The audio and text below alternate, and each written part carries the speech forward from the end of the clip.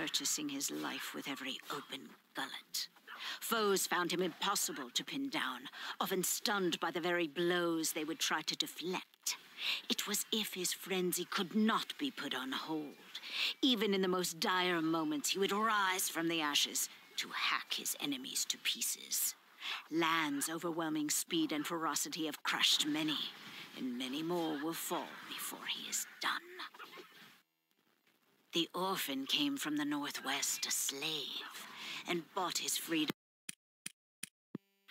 The Shield Maiden rode out of the south with steel and silence, and she carried with her the burdens of the world. Fiona's unassuming sword and shield belied the brutal warrior within. Her approach was measured, her defense precise, her attacks lethal. Her enemies quickly learned that a short blade could cast a broad shadow, a lesson none would get to share. It was a rare mind they faced. Her ability to read the battlefield, to counter and riposte, won her victory after victory against the deadliest creatures in the land. Indeed, it seemed none were able to penetrate her defenses.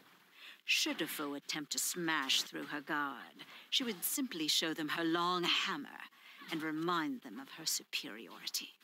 For Fiona's was the spirit of the Sentinel, and it would not be broken. The Shield Maiden rode out of the sorceress appeared on our shores from a long-forgotten realm. Evie dazzled foes with staff and scythe, dominating the battlefield with an exotic melange of physical prowess and magical mastery. She tore enemies asunder with bolts of the arcane, or set them alight with a wave of her staff. Though she commanded attention with her grace and youth, any foe foolish enough to underestimate the foreign beauty soon found themselves crushed under the very fabric of reality. She seemed to take particular delight in the more outrageous spells. Should any beast be brazen enough to stand and fight, she would simply conjure a great construct of rubble and iron. A golem, beholden to her every whim and command, filled with an unquenchable desire to protect its master and destroy anything in its path. But her powers did not only rend. Her alchemies granted protection, healing, even life itself. Evie's light shone bright, and the darkness shrank away. The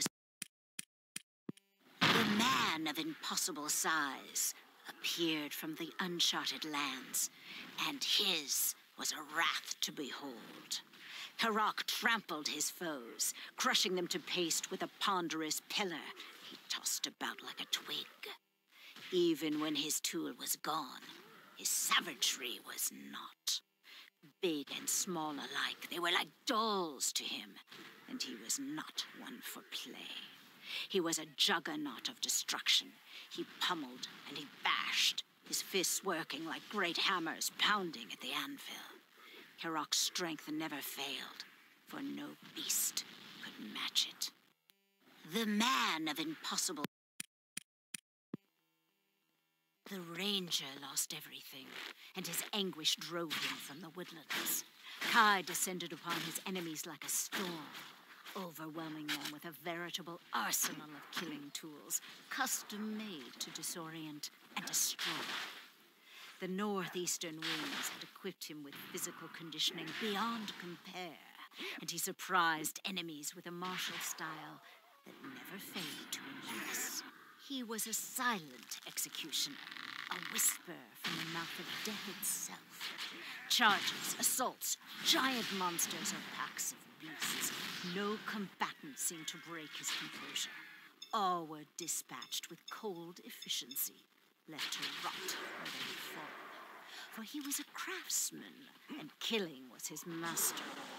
Every foe was simply a puzzle waiting for the right tool, and every tool held a lethal surprise. And when the day came that his tools were not enough, he presented the world with his most devastating invention. His crossgun showered the land in blood, tearing life away with explosive precision. But no amount of bloodshed could quell Kai's roiling heart or The sword dancer blew into town like a fragrant ocean. The young blacksmith forged his... War came to the east, and the princess was forced to flee her kingdom. Lynn sliced a path. The Silver Witch appeared in a flash of lightning. Arisha's exotic spell... The mage came like a specter from...